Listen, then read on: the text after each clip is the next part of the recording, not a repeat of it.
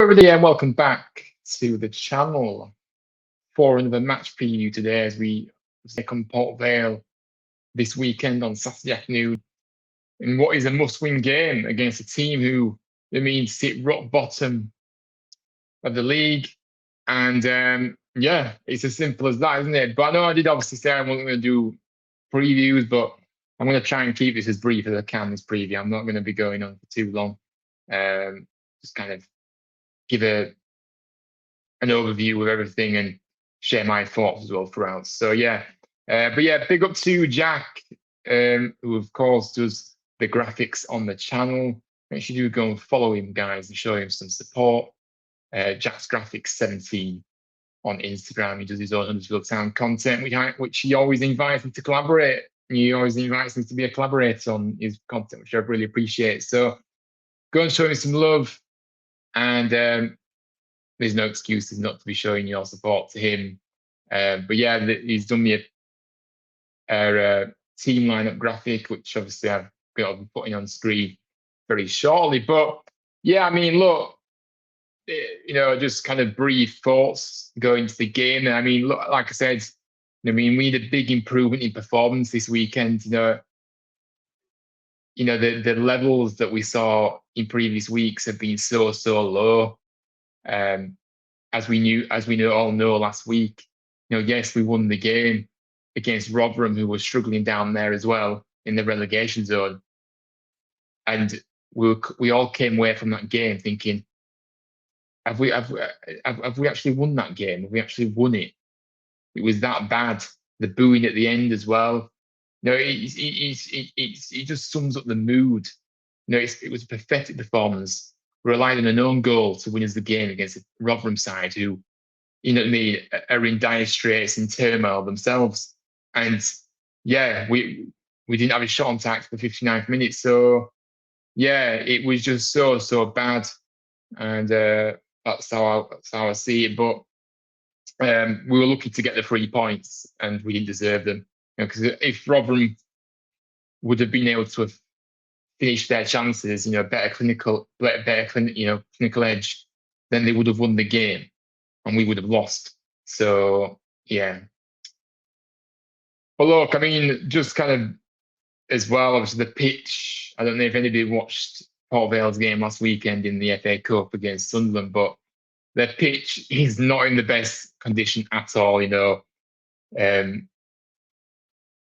So this overplaying out from the back that Manning loves, he's the only person who loves it at the club at the moment. And I don't, it's just going to be a recipe for disaster if we do that. I was looking at how the surface was last week in that game, and it was bobbling around when the pass, and it's just we're just gonna end up making more mistakes than we usually do if we're playing out from the back. So Manning needs to change his ways, which, let's be honest, it doesn't look like he's going to, which is why I'm so deflated and not convinced by this guy anymore. People can say it's not the manager, blah, blah, sure, but I'm sorry, I don't trust them to get the right manager in.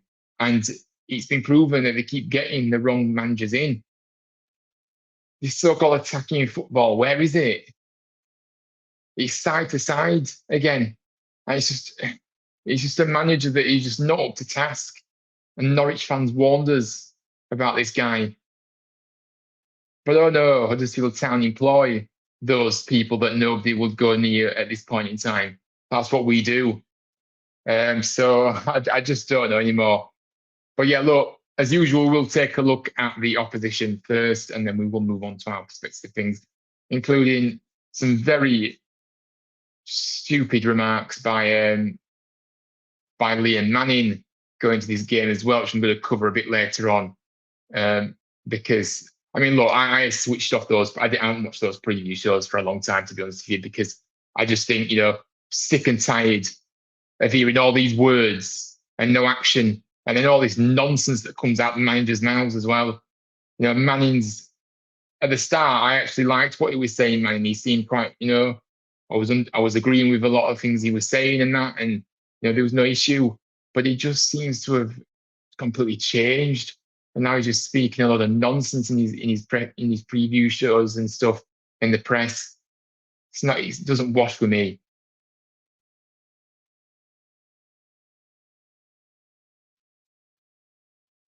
We need a manager who's going to be honest with us.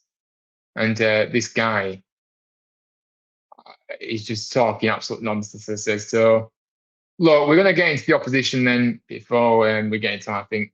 Obviously, the opposition then. So, yeah, obviously, Port Vale comes to this one on the back of a 2-0 loss at home to Bradford during the week. Yeah, they have played midweek. They played on Wednesday, didn't they? So, I mean, they've got a small squad, Port Vale. So, again, we've had the full week. I mean, I would like to think that we can make it count, but I just don't have any confidence that we will make it count at this point in time. But look, they currently sit rock bottom in 24th position, 33 games played. So they've got a couple of games in hand, but doesn't look very good for them. I mean, they're about 11 points adrift from safety. They've scored 26, conceded 46. So the goals have been a struggle all season, and they're conceding goals left, right, and centre as well. Although they have showed up in the last couple of games, I think. But with the defensive record, massively improving over the last couple of games for them, even if they are still only scoring once per game, Port Vale have conceded just 2 goals in their last 5 games. So, in all competitions. So it's not bad. They're doing clean sheets against Championship and Premier League opposition in the Cup. Now, their manager, John Brady, is their current head coach. Obviously, only was appointed in January of this year. The club obviously sacked Darren Moore after a very bad run of results. We know how bad Darren Moore is, and he turned out to be a poor appointment. I mean, to be fair, he did get them promoted from League Two to League One, but doesn't seem to be able to get a tune out of a team in League One, does he? Now, Brady, as I was saying, has come in, very experienced manager as well, managed over 500 games, enjoying success at Northampton Town, where he took them to automatic promotion to League One before he then guided the club to the highest finish in 16 years. So, look, he's a good manager, very old school, pragmatic, and that's all I'm going to say really about him. But he's in the league, he's won 2, drawn 3, and lost 4. So that is what he's done. I think it might be no competition that shooting him this year, but yeah. Anyway, that's his record last couple of games. The formation, look, I think he's a manager you see that isn't just with one formation and that's it. He's very flexible with his formations, but he usually does go with a 4-2-3-1. But sometimes he uses the 4-3-3 or the 4-4-2, depending on the opponents. So he likes his team to be full of energy, possession-based approach as well, that plays through the thirds rather than using a direct style. So that's both teams do the same thing, don't they? Although no doubt they're better than, they're bottom of the league, but I bet they still look better than us in terms of how they do it. We just haven't got anybody to finish chances off as well.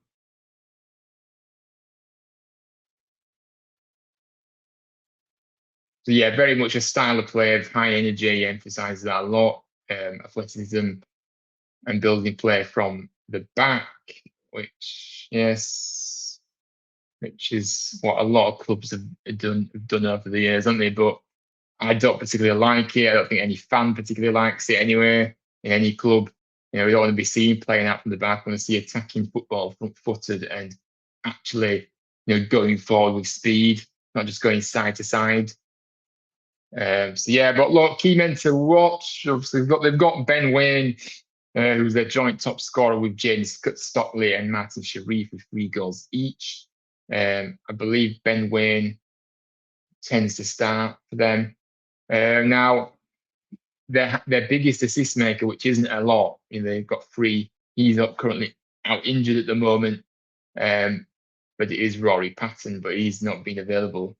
Well, he certainly wasn't playing on Wednesday, so that's all I'll say. George Hall has 2 assists from the number 10 position. Connor Hall, one of the centre backs, has somehow picked up the highest rating across the whole season on average. Now, yeah, I don't understand how he's picked up a good average. I mean, to be fair, maybe he's been doing his job, but the other defenders around him haven't been. That's why they've conceded the amount of goals they have. So maybe that's unfair to say that. But yeah. And then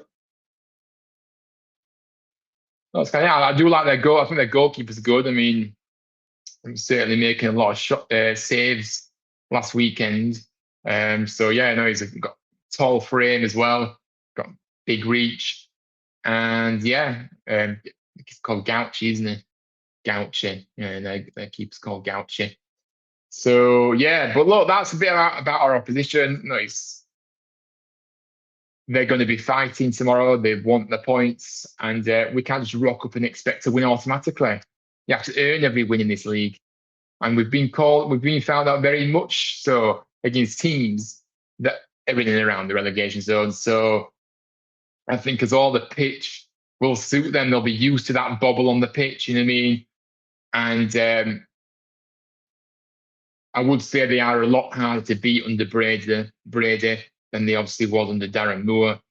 And so, yeah, I mean, I said that they're going to be fighting, to get the points. I mean, we need to match that, if not better it. But unfortunately, this team lacks a lot of fight.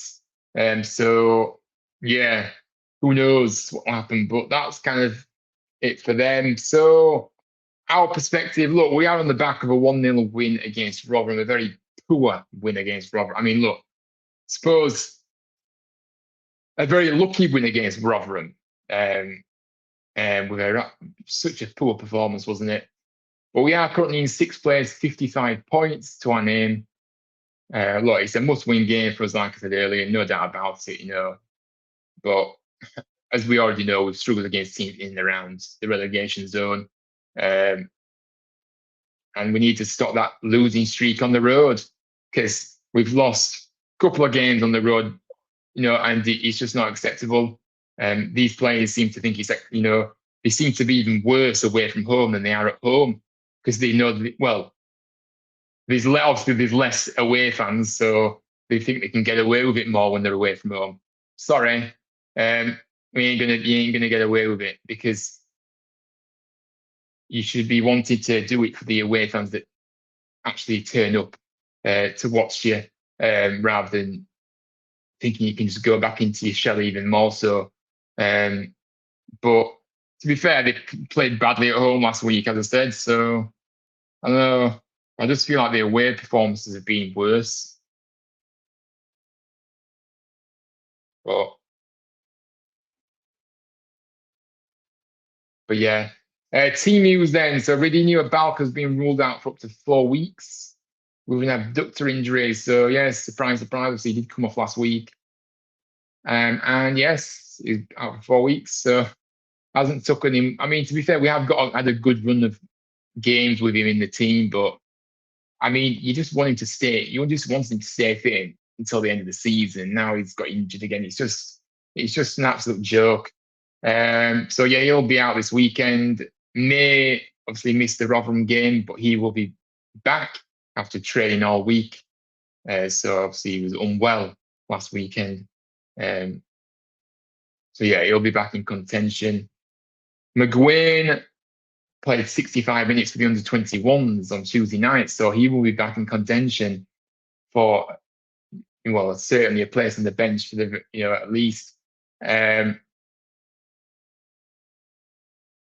he will also be joined by Jack Watmore, who also obviously has been building up his minutes in the under-21s too. So he will be in contention for a spot. We haven't seen him for a while. What more? So yeah. And then obviously still out, obviously, Bojan and Lowe, which they are still expected to be a couple of weeks away from being fit. And Lyndon Gooch, an update on Lyndon Gooch, he's obviously a groin injury at the moment. He's moving in the right direction. So whatever that means, obviously, it looks like he's doing well. So maybe we'll see him in the next week or so, but we'll see. But he won't be playing for this one. So yeah, that's the team news. Now I am going to go into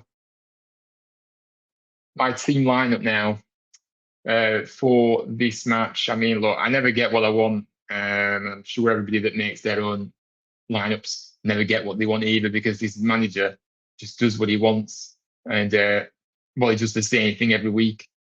But yeah, for me, this is my lineup. So I'm going to go through it. Lineker in goal. I just want to go for a 4-4-2, guys. Let's just go back to basics. 4-4-2. Get two up top, not this one up front nonsense, which doesn't work.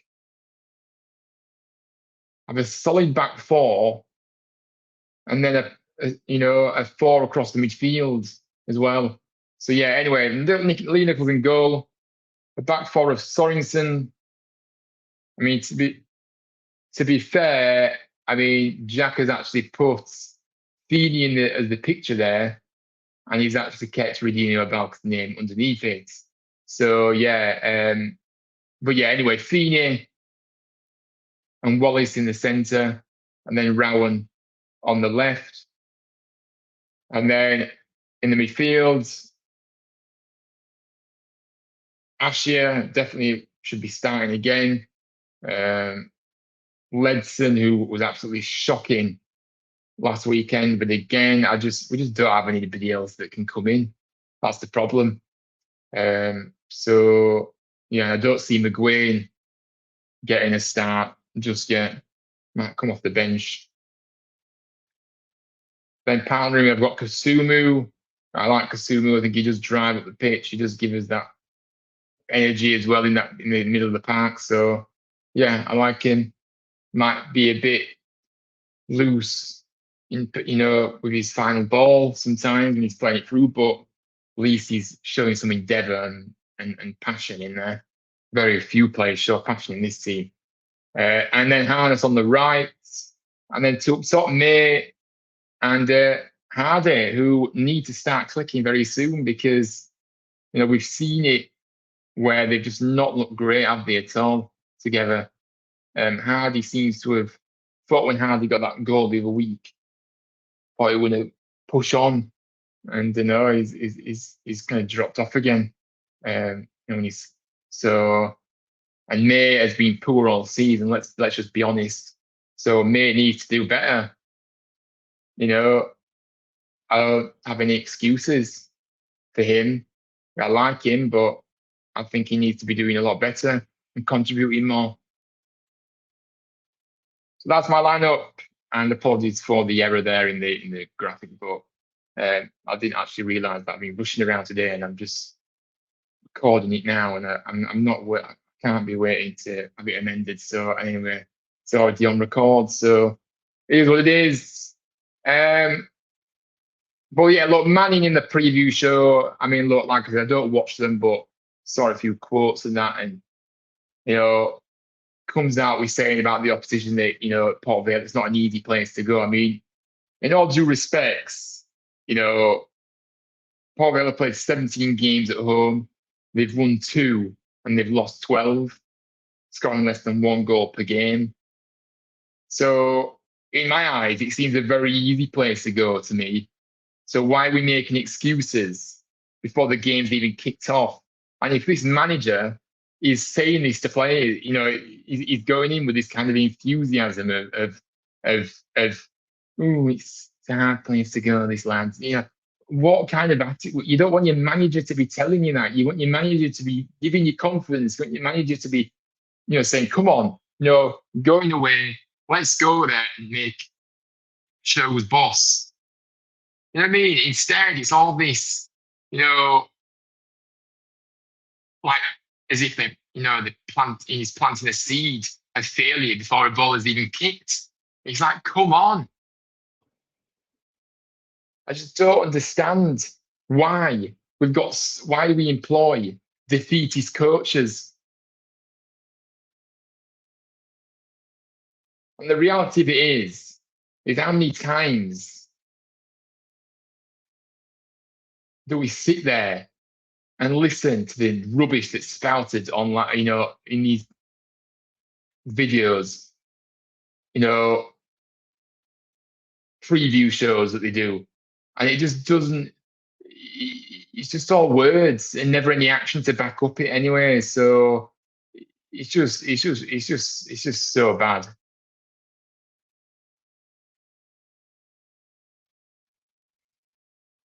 So yeah, our manager's telling the players that it's not an easy place to go to the players. So I don't know.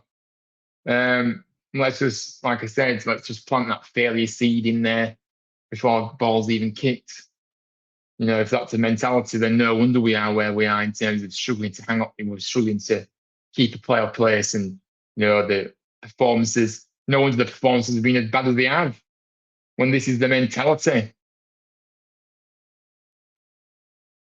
it's all right saying it's not an easy place to go, but let's just go into it with a bit of confidence for a change instead of plodding along, saying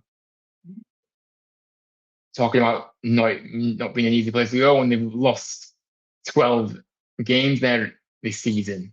Just behave yourself. So yeah, look, the score prediction. I'm going for a prediction that I'm kind of hoping will happen rather than expecting it, because I just don't have any confidence in this side and this manager at all. There's no point sugarcoating it. They can't be trusted, any of them. They turn up when they feel like it, and you just don't know what you're going to get. I mean, to be fair, we know what we're going to get, the last couple of weeks, because it's just been constantly poor football and somehow getting worse and worse and worse each game. But yeah, I'm going for a hopeful scoreline, and yeah, so I'm going for a hopeful score. I'm going to go for a tight 2-1 win to us. But I'm just hoping that'll happen. As I said, won't surprise me if we end up losing this game or if they get a point out of it.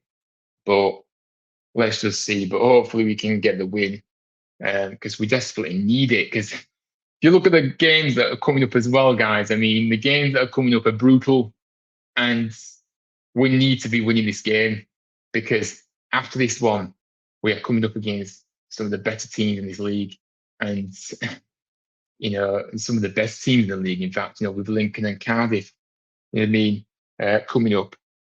Now the Cardiff games being actually being postponed and rescheduled. Sorry, for next month actually. So that's a bit of a way away. Yeah, but we were going to be playing Cardiff in a couple of weeks. But yeah, they've got internationals, so the game's called off on the 28th, I believe it is. But look, is there any point in me saying what I want to see? Because again, you never see it here. But I just want to see some excitement on the pitch. Front-footed approach from the off. As I said, I've said that every week, but unfortunately, we get the complete opposite: side to side, slow, passive football. That's what we get. Well, anti-football, because this isn't being football we've been playing recently. Let me tell you. I think it's a game that you'd expect us to have most of the ball with, but again, it doesn't really matter how much possession you have. That doesn't win you football matches. You've got to be productive with that possession. And far too often, we're giving the ball away far too cheaply. And yeah, struggling to pass the ball to a teammate, which is literally 2 or 3 yards away from each other. Why? And I want to see movement. Movement has been lacking in this team recently. Yeah. Move for the ball. I want players wanting the ball, not just stood there like lemons. So yeah, it just has to be 100 times better than what we've seen recently. I mean, like I said, I think at the start of the game, if we can get stuck in early on, you know what I mean. Um, but again, we haven't seen much of that lately. Are we just going to do what we usually do and just give them the incentive, give them encouragement, get their fans, you know, get their fans, buoyant mood, and yeah, just crumble like we've crumbled in the past couple of away games. I don't know. And look, Manning, the eyes is on him again because I'm sorry, his in-game management has been absolutely dire um, for a number for quite a number of games now, and we need to see better in-game management, uh, reacting to situations. He's paid to do a job, guys. He's not paid to just stand there with his hands folded or looking on his iPad that they've got at the side of the pitch. No, you're paid to react and actually change it up if it needs changing tactically. But unfortunately, what we've seen, we haven't seen that from him. We've just seen him continue to do the same thing over and over again, accepting poor first half performances because he's accepted it because he's kept the same squad at the start of the second half. For I can count many games that he's done that recently. And again, he's just accepting, what he's being given by these players, and the mentality is just completely. It's just a shocking mentality that he seems to have ingrained in these players again. But these players have a lot, going to have a long, hard look at themselves as well, because the pride, the passion, the fight, where is it? Where is that? Where are all these characteristics? Because we haven't seen it all season, to be honest with you, not just under Manning. But so these players that we've got in, they're not as good as what we thought we were getting character-wise, clearly. But yeah, that's kind of my thoughts on the game. As I said, there is a little bit of a surprise coming tomorrow, guys. I'm not going to say too much. You might actually be able to recognize what there's going to be a video coming tomorrow night, hopefully. If I do some extra content on match day, I'm not saying anymore. But look, thank you so much for watching. Hopefully you enjoyed it. I know it's been a bit of a shorter one than usual, but it is make it just kind of better formatting it like this, even though I do like the live shows as well. But yeah, decided to do it in a pre-recorded version this week. So yeah, thank you very much for watching. Have a good weekend. If you're going to the game, then I would say try and enjoy it. But I mean, is that asking too much from this team and this manager? Because it seems to be just one big effort, recently, one big effort to do anything out there for them. But if you go into the game, safe travels, and hopefully we do get the win and have a good rest of the weekend. I mean, hopefully after a win, because every single weekend kind of seems to ruin the weekends for us. But yeah, anyway, take care, and I'll see you all there very soon for some more content. Take care. See you soon. Bye.